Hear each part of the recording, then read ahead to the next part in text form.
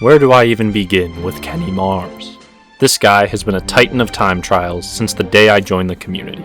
5th worldwide on Delfino Square, 9th worldwide on both Toad's Factory and Mario Raceway, with even more elite times to his name. He's been a constant presence for years and years. Yet none of that mentions his best track, the one he's most known for, the one he came agonizingly close to world record on. For a decade now, Kenny has been one of the best BC3 players in the world. But to see how he got there, we need to turn back the pendulum.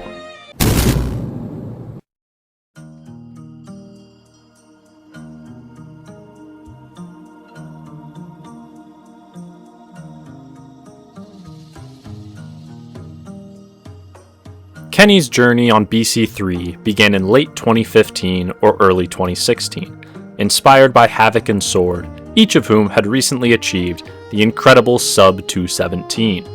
Kenny witnessed their runs and wanted to reach their level and surpass them. He had joined the community in June of 2015 and began playing BC3 along with Christian, Mace, and Niu. Kenny remarks that he actually had the worst progress out of all of them, which really goes to show that your initial improvement rate doesn't always equate to your maximum potential. It took Kenny a month to get his first 218, but he persisted long after his peers had moved on, and a couple months later, on February 25th, 2016, subbed 218 with a 217.854. Kenny remarks that he was very relaxed when setting this time, and that it was very significant as it was second on German tops and 8th on European tops when set. It must be noted that the CTGP Ghost database didn't exist at this point, as it would be released a few months later in June 2016, so most of Kenny's earliest ghosts on BC3 are lost to time. Fortunately, Nin Rankings does have the ghost data for his 854, so we can see Kenny's early gameplay even today. He comments that the driving in this run is very awkward, with many poor alignments and many instances of wheelie turning, and that this run also missed one of the low tricks on lap 2. Despite these mistakes, the run was still a massive improvement due to Kenny hitting 5 full chains, only missing the least significant one being the last chain on lap 3. Another interesting tidbit of this run is that Kenny does side tricks on the first low of each lap, but then proceeds to do up tricks on the remaining lows. After this run, Kenny deservedly dropped BC3 for about a year and moved on to other tracks. When he returned, Kenny had renewed vigor and a new goal, worldwide tops, which at the time was a 217.6 by Australian player Josh. After grinding for several weeks, he broke through with a 217.493 on January 19th of 2017. Kenny wouldn't stop here though, and continued playing the track off and on throughout the year, gunning for the German record held by Ali at a 217.3. Kenny remarks that he had quite the mental barrier during this time, and that despite pouring time into the track, he just couldn't finish a run that managed to beat Ali. Finally though, on September 16th of that same year, he would break through with a 217.319, securing German record and making it all the way up to 4th worldwide. This run showed significant development in Kenny's play on BC3. He had adopted side tricks on all of the lows, and his driving was much cleaner than in his 854, though poor lows, especially on lap 2, cost significant time. He remained elite at the chains though, hitting 4 full chains and 2 halves in this run to secure a time that still holds up well today.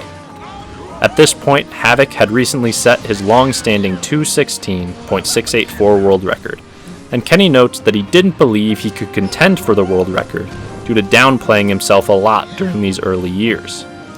Satisfied with finally securing German record, Kenny moved on to other tracks once again, and wouldn't return to BC3 for another year. After getting his first job in 2018, Kenny regained the motivation to play BC3, and attacked it with a healthier mindset.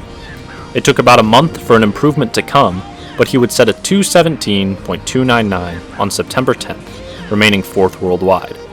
This improvement reinvigorated Kenny, and he decided to keep playing, which he calls the best decision he could have made, as just a day later on September 11th, he had possibly the largest jump to the sub ever on BC3, setting a 216.946 that launched him to European record and second worldwide, notably also beating Sword's 2:16.993 that Kenny had dreamed of years before. 4 full chains, 2 halves, and no large time losses with the exception of subpar lows lap 3, the run was magical, and Kenny was satisfied, putting down BC3 for what would become Kenny's longest break from the track, though it would not last forever, as there was still one man left to beat.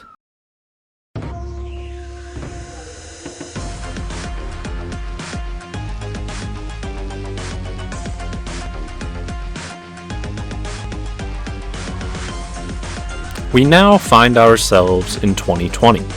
Mario Kart Wii activity is booming, and a storm is brewing on Bowser Castle 3. Kenny returned to the track for a short stint in January, where he found a little success, but with some more dedication in April, managed a small improvement to a 2:16.934 on the 17th. Having become a much stronger player over the past couple years, Kenny decided now was the time for a 2:16.8. And throughout the next couple months, improved in small increments to a 925 on May 14th, a 900 on June 1st, and finally to a 2:16.889 on June 11th, for which he was very relieved. Kenny mentions that he struggled mightily on this grind, as it was the first time he had played BC3 with significant active competition. Luke, Sword, and Breakson were all setting great times, and the competition gave Kenny a new form of mental block. Happy to have achieved his goal, Kenny put BC3 on the back burner once again, returning close to a year later with a new goal of a 2:16.7. Kenny had improved significantly as a player that year, and quickly managed a pair of personal bests with a 2:16.845 and a 2:16.837, both on April 30th, 2021. A couple days later on May 2nd, he pulled through with a 2:16.789, ending his quick grind despite potential for much more. Come September, Kenny needed a getaway from IRL stuff, and BC3 took up the call.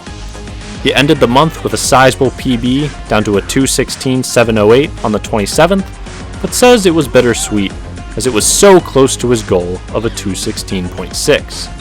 He continued pushing, setting 29 2:16s over the next 3 months.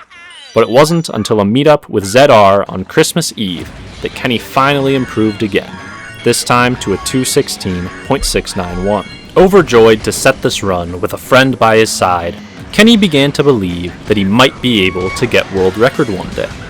The BC3 activity of the past year and a half had wildly changed worldwide tops, and the general standard on the track, but Kenny kept up through it all. His new personal best slotted him in at 4th worldwide, with his 2 original idols, Havoc and Sword, sitting at 3rd and 2nd respectively, and Luke holding the crown with his monumental 2:16.366 world record. Reinvigorated, Kenny continued his grind, and only 5 days later, improved to a 2:16.668 3rd worldwide time that beat Havoc, and the very next day set a 2:16.629 2nd worldwide time that beat Sword. Having vanquished both of his inspirations and achieved his original goal, one would think Kenny would be satisfied once again, but he had a hot hand and proved it just 2 days later with a huge improvement to a 2:16.516 on January 6, 2022. This run put him only 150 milliseconds behind Luke's world record, which is a sizable gap but was the closest Kenny had ever been.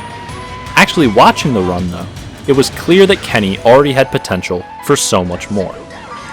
He had 3 halves in this run, which according to our trusty chain chart, lost almost the entirety of the difference between Kenny and the world record. The chains weren't even the largest time loss though, as Kenny's lows in this run were far below average for the level of the top BC3 players at the time, losing at least 50 milliseconds compared to average lows on both lap 1 and lap 2, with the lap 3 lows only being average themselves. Perfect lows could save a couple more tenths throughout the run, so it was clear that if Kenny ever managed to put together even an average run that hit all the chains, it should result in a world record. Kenny wasn't the only one who realized this though, and people from all throughout the community congratulated him on his incredible time and pushed him to go for world record. Feeling immense pressure from the community, Kenny pressed onward, extending his grind to the end of March. Obtaining BC3 world record became an obsession for him. Every free moment was dedicated to the task, but by the end of March, circumstances in Kenny's life forced him to step away from Mario Kart Wii. He decided to cut it out of his life completely, deleting all of his videos, and stopped playing the game entirely. In his own words, he gave up.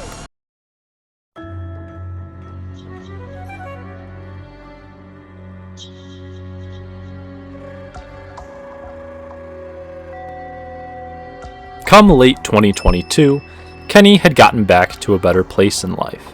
Since he had left, the Justin ramp had been discovered, and around the new year, Kenny had a few days off work, so he decided to hop in Team Toxic Call to vibe. Kenny turned on the Wii, hopped on BC3, but he didn't have any expectations. He thought his chance at world record had passed him by, and he just wanted to have some fun. But 15 minutes into the session, we now find ourselves at a moment in history.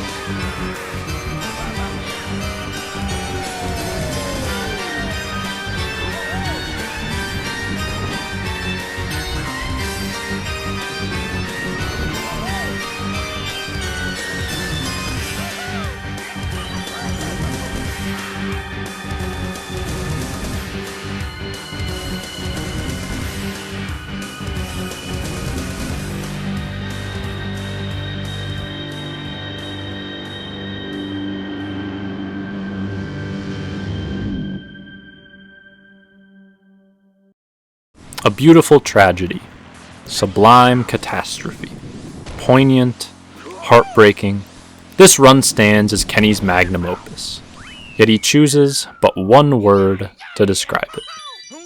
Joyful. Oh mein Gott, wie tight diese Kurven sind! Jetzt nicht vierter Low fehlt. Guter Lauf, guter Lauf, guter Lauf! Guter Lauf! Oh mein Gott, das ist so wertvoll! Komm! Komm! Oh! Bitte!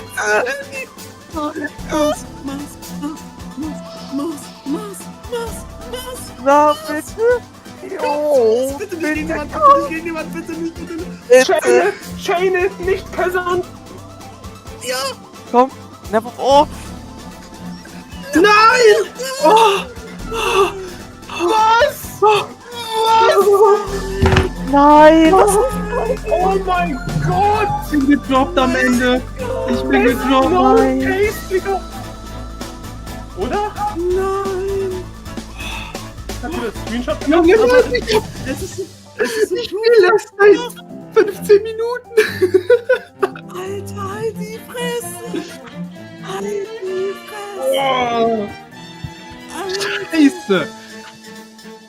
Vor allem It is my opinion that no player has ever come closer to a world record than Kenny did on this day. 2 opportunities at the end, where only one input would have sealed the deal, but it just didn't happen. In the words of the man himself, the pace was just beyond insane. Even today the pace would be very competitive still before the chain slap 3. I was not able to do anything physically when I got the forget low slap 3. My heart rate was unmeasurable. My brain was turned on standby on the straight, not being able to decide whether to spam or to time the chains, because yeah, I was just so nervous.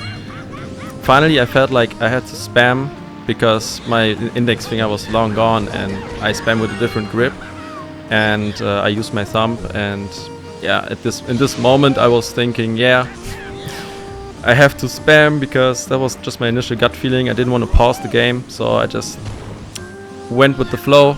Pausing the game is for noobs, you know. But that turned out to make it RNG, and unfortunately I lost the coin toss even twice. Even if I got one chain, I could have done it, but it happens. In retrospective, I would not have done it any different, and I still stand by that point. I would still say that's the truth. I'm still happy that I got this close to a non-glitch world record, and still when I watch my run, it makes my heart race, because the moment was like very special. We were like in a call, it was like in the heat of the moment, 15 minutes into it, everyone was hyped, and like all of a sudden during the run even, it became so silent because I was muted by Watcher, and I was just in the zone. It was just, I will never forget it, and it was a cool moment. Thank you for watching this video so far, and big shout out to BigBorg for actually making a video like that, to include all the players who made such a big effort but never could pull through, including me, I guess. And yeah, I'm just giving you a little input on certain stuff. Stop laughing. Okay, pause. Bye bye. Thank you. Oh yeah. 6-7.